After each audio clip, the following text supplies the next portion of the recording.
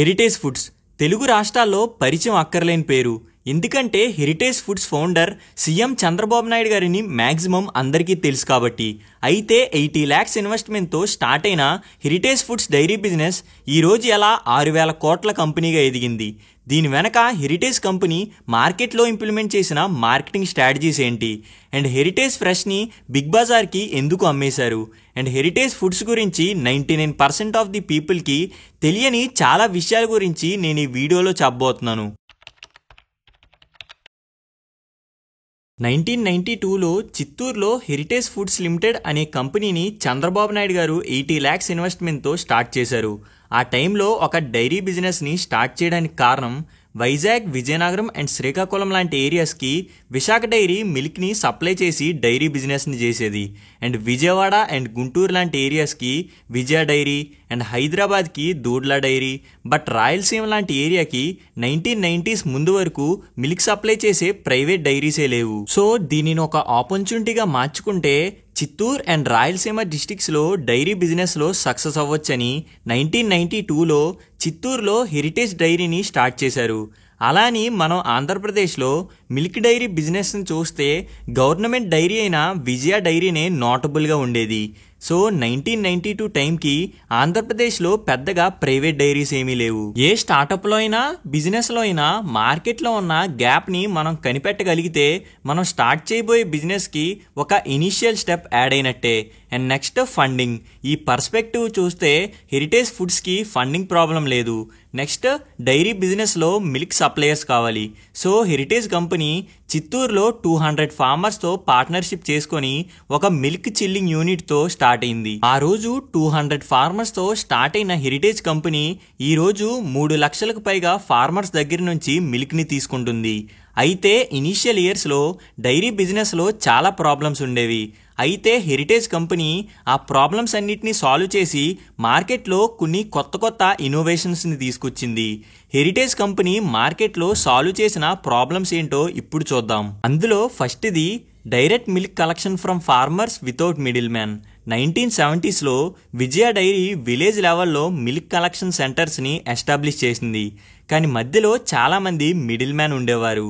So Heritage company మధ్యలో middle man లేకుండా farm to home milk స్ట్రాటజీతో మిల్క్ని డైరెక్ట్గా ఎండ్ కన్జ్యూమర్కి ఫస్ట్ సప్లై చేయడం స్టార్ట్ చేసింది. 1990s టైంలో మిల్క్ సప్లై చేసే ఫార్మర్స్కి పాలు పోయడం వల్ల వచ్చే ఆదాయం సరిగ్గా సరిపోయేది కాదు.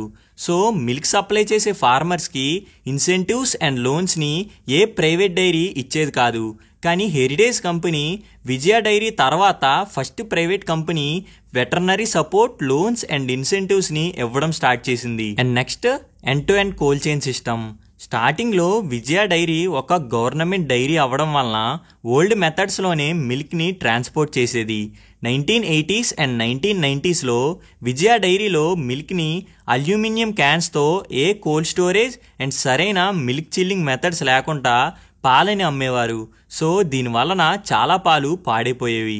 సో హెరిటేజ్ కంపెనీ కొన్ని విలేజెస్లో కలెక్ట్ అయ్యే మిల్క్ అంతటిని తీసుకొచ్చి ఒక ప్రాసెసింగ్ ప్లాంట్ని ఎస్టాబ్లిష్ చేసి అక్కడ కోల్డ్ స్టోరేజ్తో మిల్క్ని వేస్ట్ కాకుండా స్టోర్ చేయడం స్టార్ట్ చేసింది. And next value added products. అంతకుముందు ఓన్లీ విజయ డైరీలో మిల్క్ అండ్ కర్డ్ లాంటి వాల్యూ యాడెడ్ ప్రొడక్ట్స్ ఉండేవి. So Heritage company value added ప్రొడక్ట్స్ని ఇంకా ఎక్స్పాండ్ చేసింది. Like ghee, paneer, buttermilk. And next 2010 ముందు వరకు ఓన్లీ ఎలక్ట్రిసిటీ మీదనే cold storage centres and milk dairies పనిచేసేవి. సో హెరిటేజ్ కంపెనీ ఎలక్ట్రిసిటీ మీదనే ఆధారపడిపోకుండా సోలార్ ఎనర్జీ అండ్ విండ్ ఎనర్జీతో డైరీస్లో పవర్ని యూజ్ చేయడం స్టార్ట్ చేసింది. ఇలాంటి ఇన్నోవేషన్స్ అన్నిటినీ మిల్క్ డైరీ ఇండస్ట్రీలో హెరిటేజ్ కంపెనీ చేసింది. ఏ బిజినెస్లో అయినా కొత్త ట్రెండ్స్ అండ్ టెక్నాలజీస్కి అప్డేట్ అవ్వడం చాలా ముఖ్యం. అండ్ తర్వాతి కాలంలో మిగతా డైరీస్ కూడా ఈ ఇన్నోవేషన్స్ని వాళ్ళ డైరీస్లో ఇంప్లిమెంట్ చేశాయి. అండ్ 1992లో హెరిటేజ్ కంపెనీనే ఫస్ట్ డైరీ బిజినెస్ చేసే కంపెనీ ఇండియన్ స్టాక్ ఎక్స్చేంజ్లో లిస్ట్ అయిన కంపెనీ. హెరిటేజ్ కంపెనీ షేర్స్ గురించి వీడియోలో మనం ముందుకు వెళ్ళి కొద్దీ మాట్లాడదాం. అండ్ నెక్స్ట్ మనం ఒక బిజినెస్ని కానీ స్టార్టప్ని కానీ స్టార్ట్ చేసేస్తే సరిపోదు కదా. ఏదైనా ఒక బ్రాండ్ వాళ్ళ ప్రొడక్ట్స్ని కస్టమర్స్ దగ్గరికి తీసుకువెళ్ళడానికి వాడే ఒక ఇంపార్టెంట్ స్ట్రాటజీ కమర్షియల్ యాడ్స్. అయితే కమర్షియల్ యాడ్స్లో చాలా టైప్స్ ఉన్నాయి. లైక్ పెద్ద పెద్ద కంపెనీస్ కొన్ని కోట్ల రూపాయలని సెలబ్రిటీస్ అండ్ ఫేమస్ పీపుల్కి ఇచ్చి వాళ్ళని బ్రాండ్ అంబాసిడర్స్గా తీసుకొని వాళ్ళతో యాడ్స్ని చేయిస్తాయి. ఇవి మనం బేసిక్గా డైలీ చూసే యాడ్స్. అండ్ కొంతమంది బిజినెస్ ఓనర్స్ వాడే మరొక commercial add strategy self branding. మీకు లలితా జ్యువెలర్స్ కిరణ్ కుమార్ గారి గురించి తెలిసే ఉంటుంది. ఆయన సెల్ఫ్ బ్రాండింగ్తో చాలా ట్రస్ట్ని కస్టమర్స్ నుంచి గెయిన్ చేశారు. ఇవే కాకుండా ఏదైనా కంపెనీ వాళ్ళ ప్రొడక్ట్ని రియల్ లైఫ్ సినారియోస్లో ఎలా వాడాలి అని చెప్పి కొన్ని కంపెనీస్ అడ్వర్టైజింగ్ చేస్తాయి. ఇలా అడ్వర్టైజింగ్ చేసే కంపెనీస్కి best example Fevicol company. Fevicol మనకి రియల్ లైఫ్లో ఎలా యూజ్ అవుతుంది అనే పాయింట్తో ఫెవికాల్ యాడ్స్ ఉంటాయి. ఇలానే హెరిటేజ్ కంపెనీ కూడా ఒక different type of commercial ad మోడల్ని ఫాలో అవుతుంది. Heritage company time bound marketing స్ట్రాటజీని ఫాలో అవుతుంది. టైమ్ బౌండ్ మార్కెటింగ్ స్ట్రాటజీ అంటే ఒక స్పెసిఫిక్ సీజన్ ఆర్ టైంలో చాలా ఎక్కువగా మార్కెటింగ్ ఆర్ అడ్వర్టైజింగ్ని చేస్తారు. లైక్ షాపింగ్ మాల్స్లో సంక్రాంతి సేల్, దివాళీ సేల్ లాగా. సో ఇలానే హెరిటేజ్ కంపెనీ కూడా సౌత్ ఇండియాలోనే ఫేమస్ ఫెస్టివల్ అయిన సంక్రాంతికి ఒక ఫ్యామిలీ హెరిటేజ్ ప్రొడక్ట్స్తో ఫెస్టివల్ని సెలబ్రేట్ చేసుకుంటున్నట్టు ఒక యాడ్ని డిజైన్ చేసి ఫెస్టివల్ టైమ్స్లో అడ్వర్టైజింగ్ చేయించింది. ఈ స్ట్రాటజీ 2015లో బాగా వర్క్ అయింది.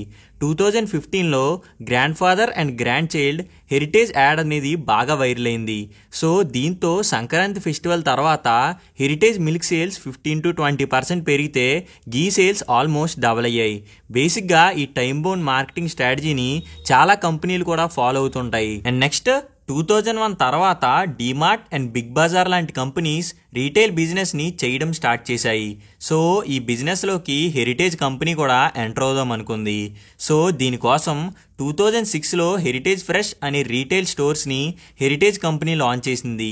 అయితే 2015 వచ్చేటప్పటికి 124 స్టోర్స్గా హెరిటేజ్ ఫ్రెష్ స్టోర్స్ని ఎక్స్పాండ్ చేశారు.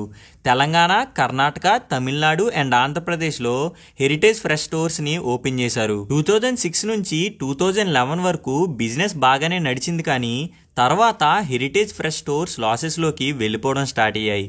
ఓన్లీ టైర్ 1 అండ్ టైర్ 2 సిటీస్లోనే హెరిటేజ్ ఫ్రెష్ స్టోర్స్ ఉండేవి. సో దీనివల్ల టైర్ 1 సిటీస్లో high rents and logistics cost పెరిగిపోవడం వలన ప్రాఫిట్స్ని జనరేట్ చేయడం హెరిటేజ్ ఫ్రెష్కి కష్టమైంది. And Spencer's, Reliance fresh, big Bazaar and DMart లాంటి కంపెనీస్ నుంచి హ్యూజ్ కాంపిటీషన్ వచ్చేది. సో 2011 నుంచి లాసెస్లో నడుస్తున్న హెరిటేజ్ ఫ్రెష్ బిజినెస్ని ఇంకా అమ్మేద్దామని ఫిక్స్ అయ్యారు. అండ్ హెరిటేజ్ కంపెనీ కూడా తను ఫస్ట్ నుంచి ఫోకస్ చేస్తున్న కోర్ డైరీ బిజినెస్ మీదనే ఫోకస్ చేద్దాం అనుకుంది.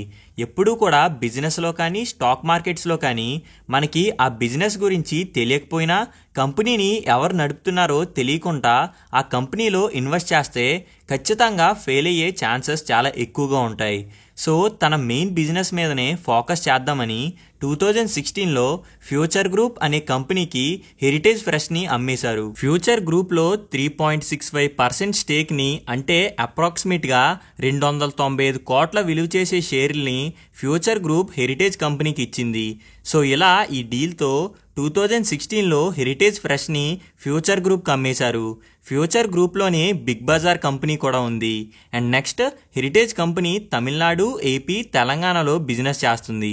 అండ్ కొన్ని స్టేట్స్కి హెరిటేజ్ కంపెనీని ఎక్స్పాండ్ చేయడానికి హెరిటేజ్ కంపెనీ ప్లాన్ చేస్తుంది. ఎందుకంటే 2019 కరోనా తర్వాత అందరిలో హెల్త్ కాన్షియస్నెస్ పెరిగింది. అండ్ డైరీ ఇండస్ట్రీ కూడా చాలా ర్యాపిడ్గా గ్రో అవుతుంది. 2023లో ఇండియన్ డైరీ ఇండస్ట్రీ యొక్క వాల్యూ 16,000 crores 1 yearలో. అంటే 2024 వచ్చేటప్పటికి ఇండియన్ డైరీ ఇండస్ట్రీ యొక్క వాల్యూ 18,000 crores అయింది. అయితే Heritage company south Indian states మీదనే ఫోకస్ చేయకుండా ఈస్టర్న్ స్టేట్స్కి కూడా ఎక్స్పాండ్ అవుదాం అనుకుంటుంది. Eastern states like west Bengal, Jharkhand, Bihar and Odisha లాంటి స్టేట్స్లో ఆర్గనైజ్డ్ ప్రైవేట్ మిల్క్ డైరీస్ లేవు. అండ్ ఈస్టర్న్ స్టేట్స్లో పెర్ క్యాపిటా డైరీ కన్జంప్షన్ చాలా తక్కువగా ఉండేది. కానీ ఈ రీసెంట్ టైమ్స్లో అది పెరుగుతూ వస్తుంది. రీసెంట్ ఇయర్స్లో ఈస్టర్న్ స్టేట్స్ కూడా మెల్లమెల్లగా డెవలప్ అవుతూ వస్తున్నాయి. సో ఈ మార్కెట్లోకి ముందుగానే ఎంటర్ అయ్యి బిజినెస్ చేద్దామని హెరిటేజ్ కంపెనీ అనుకుంటుంది. అండ్ ఆల్రెడీ ఒడిశాలో తన బిజినెస్ని హెరిటేజ్ కంపెనీ స్టార్ట్ చేసింది. అండ్ హెరిటేజ్ కంపెనీకి ఉన్న వాల్యూ యాడెడ్ ప్రొడక్ట్స్లో ఐస్ క్రీమ్ కూడా ఒకటి. అయితే 2018లో ఆల్పెన్వి అనే ఒక ప్రీమియం ఐస్ క్రీమ్ బ్రాండ్ని హెరిటేజ్ కంపెనీ లాంచ్ చేసింది. అండ్ నెక్స్ట్ నేను ముందు చెప్పినట్టుగా ఇండియన్ స్టాక్ ఎక్స్చేంజ్లో లిస్ట్ అయిన first dairy company Heritage company. అయితే హెరిటేజ్ కంపెనీ ఫైనాన్షియల్ ఇయర్ 2024లో 3000 crores రెవెన్యూని జనరేట్ చేసింది. అయితే స్టాక్ మార్కెట్స్లో కొన్ని రోజుల్లోనే మల్టీ బ్యాగర్ రిటర్న్స్ని ఏ కంపెనీ కూడా ఇవ్వలేవు. అయితే కొన్ని ఇంపార్టెంట్ సినారియోస్లో అనుకోని విధంగా స్టాక్ మార్కెట్స్లో కొన్ని కంపెనీల షేర్లు ఒక్కోసారి పెద్ద డీల్ తగిలినప్పుడు కానీ, లేదా గవర్నమెంట్ ఇన్సెంటివ్స్ వలన కానీ, లేదా ఆ కంపెనీకి పబ్లిక్ నుంచి వచ్చిన పాజిటివ్ ఫీడ్బ్యాక్ వల్ల కానీ ఒక్కోసారి చాలా తక్కువ కాలంలోనే ఎక్కువ రిటర్న్స్ని కొన్ని కంపెనీలు ఇవ్వగలవు. ఇదే సినారియో 2024లో హెరిటేజ్ ఫుడ్స్ కంపెనీలో కూడా జరిగింది. జూన్ 3న 426 రూపీస్గా ట్రేడ్ అవుతున్న హెరిటేజ్ కంపెనీ షేర్స్ జూన్ 4న ఆంధ్రప్రదేశ్ ఎలక్షన్ రిజల్ట్స్లో టీడీపీ పార్టీ విన్ అవడం వలన జస్ట్ 8 డేస్లో అంటే జూన్ 10th వచ్చేటప్పటికి 727 రూపీస్కి కంపెనీ షేర్ వాల్యూ పెరిగింది. 426 రూపీస్ నుంచి 727 రూపీస్ అంటే ఇంత తక్కువ టైంలోనే ఇంత ఎక్కువ గ్రోత్ అంటే ఈ కంపెనీలో హై వాల్యూమ్లో ట్రేడ్ చేసిన వాళ్ళు జస్ట్ 8 డేస్లోనే కొన్ని లక్షల రూపాయలు సంపాదించుంటారు. అలా అని ప్రతిసారి ఇలానే జరగదు. స్టాక్ మార్కెట్స్ ఎప్పుడూ కూడా ఒకేలా ఉండవు. కరెక్ట్ నాలెడ్జ్ లేకుండా ట్రేడింగ్ కానీ ఇన్వెస్టింగ్ కానీ చేయకూడదు. So hope you like the video and thank you for watching. Stock మార్కెట్లో ట్రేడింగ్ కానీ ఇన్వెస్టింగ్ కానీ చేయాలంటే చాలా నాలెడ్జ్ కావాలి. సో ఏ నాలెడ్జ్ లేకుండా డబ్బులు సంపాదించాలంటే దానికి best option copy trading. Copy trading అంటే ప్రొఫెషనల్ ట్రేడర్స్ యొక్క ట్రేడ్స్ని మనం సింపుల్గా కాపీ చేయడాన్నే కాపీ ట్రేడింగ్ అంటారు. అయితే ఇదేమీ ప్రమోషన్ కాదు. నేను మన తెలుగులో గమనించిన దాని ప్రకారం జస్ట్ ఇన్వెస్ట్ అండ్ రెస్ట్ యొక్క కాపీ ట్రేడింగ్ లింక్ అనేది మంచి ప్రాఫిట్స్ని జనరేట్ చేస్తుంది. అండ్ కాపీ ట్రేడింగ్ మీద ఏమైనా డౌట్స్ ఉంటే 9490300009 నెంబర్కి మెసేజ్ చేస్తే వాళ్ళు మీకు కాంటాక్ట్ అయ్యి ఫ్రీ కాపీ ట్రేడింగ్ లింక్ని ఇస్తారు.